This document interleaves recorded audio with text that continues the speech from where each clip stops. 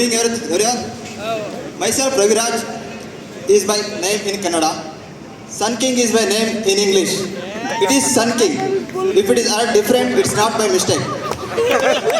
So before starting this, one announcement is there. ಈ ಕಾಮಿಡಿಯಲ್ಲಿ ಬರುವಂಥ ಯಾವುದೇ ಇನ್ಸಿಡೆಂಟ್ ಆಗಿರ್ಬೋದು, ಯಾವುದೋ ಕಾಮಿಡಿ ಡೈಲಾಗ್ಗಳಾಗಿರ್ಬೋದು, ಇಟ್ಸ್ ಜಸ್ಟ್ ಫಾರ್ ಫನ್. ಯಾರು ಡೀಪ್ ತಗೊಳಕ್ಕೆ ಹೋಗ್ಬೇಡಿ. ಡೀಪ್ ತಗೊಂಡು ತುಂಬ ಡೆಪ್ತ್ ಹೋಗ್ಬಿಟ್ರೆ ಯಾರು ನಿಮ್ಮ ಲಿಫ್ಟ್ ಮಾಡೋಕ್ಕೆ ಯಾರು ಇಲ್ಲ ಆಗ. ಸೊ ಫಸ್ಟ್ ಟೈಮ್ ನಾನು trying the stand up comedy. ಆದರೆ ನಗ್ಬಿಡಿ. ಅರ್ಥ ಆಗಿಲ್ಲ ಅಂದರೆ ಅಕ್ಕಪಕ್ಕದ ಕೇಳಿಬಿಟ್ಟು ಟ್ರಾನ್ಸ್ಲೇಟ್ ಮಾಡಿಕೊಂಡು ಇವತ್ತೆಲ್ಲ ನಾಳೆ ನಗ್ಬಿಡಿ. Why? Because a day without laughter a day wasted ಅಂತ ಹೇಳ್ತಾ ನನ್ನ ಮಾತುಗಳು ಮುಗಿಸ್ತಾ ಇಲ್ಲ, ಇವಾಗ ಸ್ಟಾರ್ಟ್ ಮಾಡ್ತಾ ಇದ್ದೀನಿ. ಸೊ ನಾವು ಯಾರಿಗಾರು ಒಂದು ಟೈಮ್ ಹೆಲ್ಪ್ ಮಾಡಿದಾಗ ಕೆಲವೊಂದ್ಸತಿ ನಾವು ಮಾಡಿರೋಂಥ ಹೆಲ್ಪು ನಮ್ಮನ್ನೇ ಕಷ್ಟಕ್ಕೆ ಸಿಲಿಸ್ಬಿಡುತ್ತೆ. ಸೊ ಅದಕ್ಕೊಂದು ಇನ್ಸಿಡೆಂಟ್ ಹೇಳ್ತೀನಿ ಕೇಳಿ. ಒಂದಿನ ನನ್ನ ವೈಫ್ ಊರಲ್ಲಿ ಇರಲಿಲ್ಲ. ಸೊ ಆಚೆ ನಾನು ಊಟಕ್ಕೆ ಅಂತ ಹೊರಡಿಕೊಟ್ಟೆ. ಊಟ ಮೀನ್ಸ್ ಹೊಟ್ಟೆ ತಿನ್ನೋ ಊಟನೇ. ಸೊ ಯಾಕಂದರೆ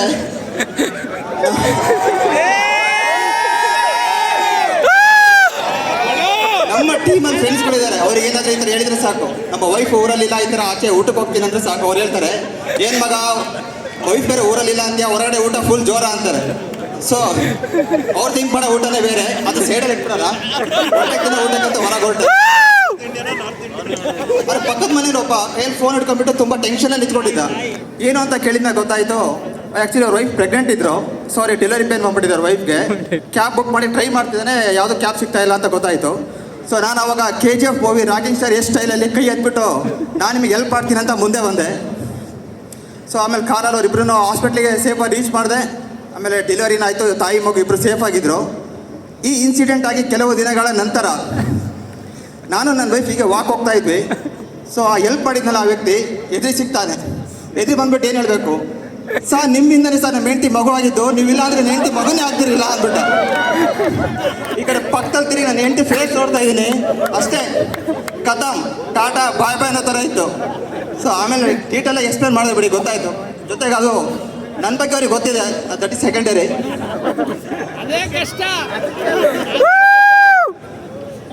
ಸೊ ವೈಫ್ ಅಂತಿದ್ದಂಗೆ ಇನ್ನೊಂದು ನೆನಪಾಗ್ತಿದೆ. ಏನಪ್ಪ ಅಂತಂದರೆ ನನಗೆ ಆ್ಯಕ್ಚುಲಿ ಇಬ್ಬರು ವೈಫ್ ಇದ್ದಾರೆ. ತಾಳಿ ಕಟ್ಟಿರೋ ವೈಫ್ ಒಬ್ಬರಾದರೆ, ತಾಳಿ ಕಟ್ಸ್ಕೊಳ್ದಿರೋ ವೈಫ್ ಇನ್ನೊಬ್ರು ಇದ್ದಾರೆ. ಎಸ್, ಯಾವಾಗಾದ್ರೂ ತಾಳಿ ಕಟ್ಟಿರೋ ವೈಫ್ ಜೊತೆ ಜಗಳ ಆದಾಗ ಅಥವಾ ತಾಳಿ ಕಟ್ಟಿರೋ ವೈಫ್ ಊರಲ್ಲಿ ಇಲ್ಲದೆ ಇದ್ದಾಗ ಸ್ವಲ್ಪ ಟೈಮ್ ಸ್ಪೆಂಡ್ ಮಾಡ್ಲಿಕ್ಕೆ ಬೇಕಲ್ವಾ? ಸೊ ನಿಮಗೂ ಬೇಕಲ್ವಾ ಆ ಥರ? ಇಳಿಸ್ಕೊಡ್ತೀನಿ, ಹೇಳ್ತೀನಿ. ಸೊ ಅದು ಇನ್ನೊಂದು ಇಂಪಾರ್ಟೆಂಟ್ ಪಾಯಿಂಟ್ ಏನಪ್ಪ ಅಂತಂದರೆ, ಆ ಸೆಕೆಂಡ್ ವೈಫ್ ಈಗ ಪ್ರೆಸೆಂಟ್ ಇಲ್ಲೇ ಇದ್ದಾರೆ. ಸೊ ಇಲ್ಲಿ ಕೂತ್ಕೊಂಡ್ರೆ ಯಾರು ಶಾಕ್ ಆಗಬೇಡಿ, ಅವ್ರು ಬೇರೆ ಯಾರೂ ಅಲ್ಲ, ಅದು ನಾನು ಯೂಸ್ ಮಾಡುವಂಥ ಮೊಬೈಲ್ ಫೋನ್. ಸೊ ನಿಮಗೂ ಕೂಡ ಈ ಥರ ಎಕ್ಸ್ಪೀರಿಯನ್ಸ್ ಆಗಿರುತ್ತೆ ಅಂತ ಅಂದ್ಕೊಳ್ತೀನಿ. ನಿಮ್ಮ ತಾಳಿ ಕಟ್ಟಿರೋ ವೈಫ್ ಜೊತೆಗೆ ಟೈಮ್ ಸ್ಪೆಂಡ್ ಮಾಡೋದಕ್ಕಿಂತ ಜಾಸ್ತಿ ನೀವು ಮೊಬೈಲ್ ಜೊತೆಗೆ ಟೈಮ್ ಸ್ಪೆಂಡ್ ಮಾಡ್ತೀರಾ, ಕರೆಕ್ಟ್ ಅಲ್ವಾ? ಆಫೀಸಿಂದ ಬರುವಾಗ ನಿಮ್ಮ ಕೈಯಲ್ಲಿ ಫೋನ್ ಇರುತ್ತೆ, ಆಫೀಸಲ್ಲಿ ಇದ್ದಾಗ ಕೂಡ ನಿಮ್ಮ ಜೊತೆ ಫೋನ್ ಇರುತ್ತೆ, ಆಫೀಸಿಂದ ಮನೆಗೆ ಹೋಗುವಾಗ ಕೂಡ ನಿಮ್ಮ ಜೊತೆ ಫೋನ್ ಇರುತ್ತೆ. ಸೊ ಇನ್ನೂ ಕೆಲವರು ಒಂದು ಸ್ಟೆಪ್ ಮುಂದೆ ಹೋಗ್ಬಿಟ್ಟು ರಾತ್ರಿ ಮಲಗುವಾಗ ಕೂಡ ಜೊತೆ ಫೋನ್ ಇಟ್ಕೊಂಡೇ ಮಲಗಿರ್ತಾರೆ. ಇನ್ನು ಕೆಲವರು 2 ಸ್ಟೆಪ್ ಮುಂದೆ ಹೋಗ್ಬಿಟ್ಟು ಟಾಯ್ಲೆಟ್ ಅನ್ನಾಗಿಲ್ಲ, ಬಾತ್ರೂಮ್ ಅನ್ನಾಗಿಲ್ಲ, ಜೊತೆ ಫೋನ್ ತಗೊಂಡೋಗಿರ್ತಾರೆ.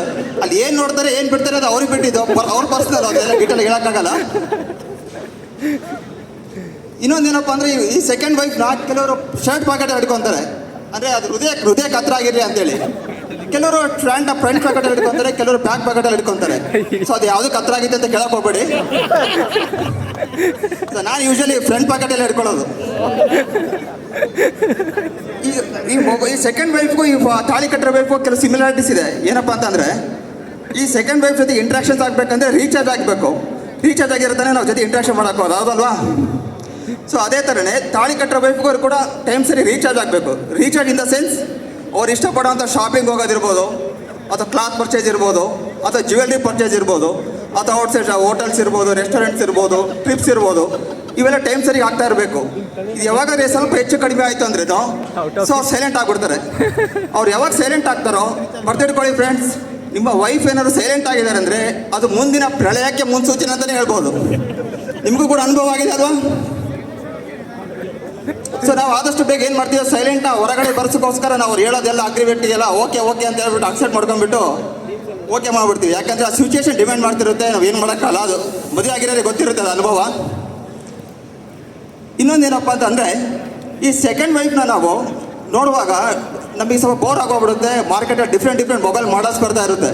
ಸೊ ಚೇಂಜ್ ಮಾಡಿಬಿಡ್ತೀವಿ. ಹಂಗಂತ ನೀವು ತಾಳಿ ಕಟ್ಟರೋ ಬೈಕ್ನ ಈಸಿಯಾಗಿ ಚೇಂಜ್ ಮಾಡ್ಬೋದು ಅಂತ ನೀವು ಕನ್ಸಲ್ಲಿ ಯೋಚನೆ ಮಾಡೋಕೆ ಹೋಗಬೇಡಿ. ಅಲ್ಲಿ ಕೂಡ ಬಂದು ನಿಮ್ಗೆ ಬಿಡೋದಿಲ್ಲ. ಅದು highly risk for your life.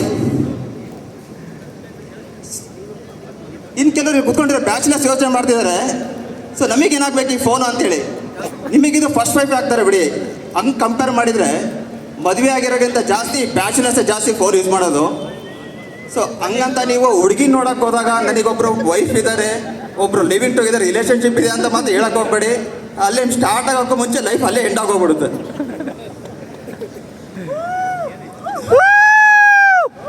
ಇನ್ನೊಂದೇನಪ್ಪ ಅಂತಂದರೆ drinking is injurious to health. Yes, it is correct. But ಅದಕ್ಕೂ ನಾನು ಸ್ವಲ್ಪ ಟ್ಯಾಗ್ಲೈನ್ ಹಾಕೊಂಡಿದ್ದೀನಿ, ಅಪರೂಪ ಕುಡಿಯೋದ್ರಲ್ಲಿ ಏನು ತಪ್ಪಿಲ್ಲ, it is good for health ಅಂತೇಳಿ. ಸೊ ನಮ್ಮ ಮನೇಲಿ ಫುಲ್ ರಿಸ್ಟ್ರಿಕ್ಷನ್ಸ್ ಬರೋ, ಏನು ಕುಡಿಯೋಂಗಿಲ್ಲ ಅಂತೇಳಿ. ನಾನು ಕುಡಿಯೋದು ಅಪರೂಪಕ್ಕೆ ಬಿಯರ್ ಮಾತ್ರ. ನಮ್ಮ ವೈಫಿಗೆ ಅದು ಕೂಡ ಆಗೋದಿಲ್ಲ, ಏನು ಕುಡಿಯೋಂಗಿಲ್ಲ ಅಂತ ಫುಲ್ ರಿಸ್ಟ್ರಿಕ್ಷನ್ಸು. ಸೊ ನಾನು ಕನ್ವಿನ್ಸ್ ಮಾಡೋಕ್ಕೆ ಟ್ರೈ ಮಾಡ್ತಿದ್ದೀನಿ ಅವರಿಗೆ. ಇದು ಬಿಯರ್, ಇದು vegetarian drink, it's like A soft drink. ನಮ್ಮ ಫ್ರೆಂಡ್ಸ್ಗಳು ಕುಡಿಯೋದೆಲ್ಲ ಹಾಟ್ ಡ್ರಿಂಕ್ಸ್, ಅದು ನಾನ್ ವೆಜಿಟೇರಿಯನ್ ಡ್ರಿಂಕು. ಅದು ಏನು ಕೇಳಿದ್ರು ಒಪ್ಪೋದೇ ಇಲ್ಲ. So they are not accepting. So ಹೆಂಗೋ ಕುಡಿದ್ರು ಕೂಡ ಮನೆಯಲ್ಲಿ ಗೊತ್ತಾಗ್ತಿರ್ತಾರೆ ಮ್ಯಾನೇಜ್ ಮಾಡೋದು ಹೇಗೆ ಅನ್ನೋದ್ರ ಬಗ್ಗೆ ಟಿಪ್ಸ್ ಕೊಡ್ತೀನಿ, ಯೂಸ್ ಆದರೆ ಫಾಲೋ ಮಾಡಿ. ನೀವು ಕುಡಿಯೋದಕ್ಕೆ 2-3 ಡೇಸ್ ಬಿಫೋರ್ ಮನೆಗೆ ಹೋಗ್ತೀರಲ್ವಾ, ಮನೆಗೆ ಹೋದಾಗ ಏನು ಮಾಡ್ತೀರ ಅಂದರೆ ಕುಡ್ದಿರೋ ಥರ ಹಿಂಗೆ ತೂರಾಡ್ಕೊಂಡು ಹೋಗಿ ಜೊತೆಗೆ ಕುಡ್ದಿರೋ ಥರ ಬಾಯಿ ತೊದಸ್ಕೊಂತ ಮಾತಾಡಿ.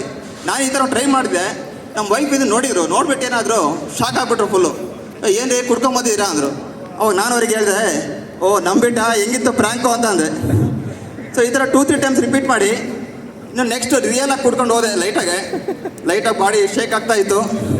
ಸೊ ಮಾತುಗಳು ಸ್ವಲ್ಪ ಲೈಟಾಗಿ ತೊದಲ್ತಾ ಇತ್ತು. ಆಗ ಬಿಯರ್ ತೊಗೊಂಡಿದ್ವಲ್ಲ, ಅವಾಗ ವೈಫ್ ಏನು ಹೇಳಿದ್ರು ಅಂದರೆ ಅವ್ರ ರಿಯಾಕ್ಷನ್ ಹೇಗಿತ್ತು ಅಂದರೆ, ನೀವು ಮಾಡಿದ ಪ್ರ್ಯಾಂಕ್ ಸಾಕು, ಬಂದು ಬಿತ್ಕೊಳ್ಳಿ ಅಂತಂದರು. ಸೊ ಅವಾಗ ಅಂದ್ಕೊಂಡೆ ವರ್ಕೌಟ್ ಆಯಿತು ಅಂತೇಳಿ. ಸೊ ಇದಕ್ಕೊಂದು 2 ಇಂಪಾರ್ಟೆಂಟ್ ಕಂಡೀಷನ್ ಇದೆ. ಏನಪ್ಪ ಅಂತಂದರೆ, first condition is drink, don't drive.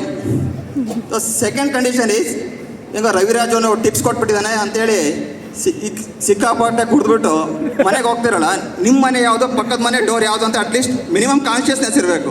So ಹಂಗಂತ ಬೇರೆ ಮನೆ ಹೋಗಿ ಬಾಗಿಲು ತಟ್ಟಿದ್ರೆ ಅದು ಅವ್ರಿಗೆ ಅಪ್ಲಿಕೇಬಲ್ ಆಗಲ್ಲ.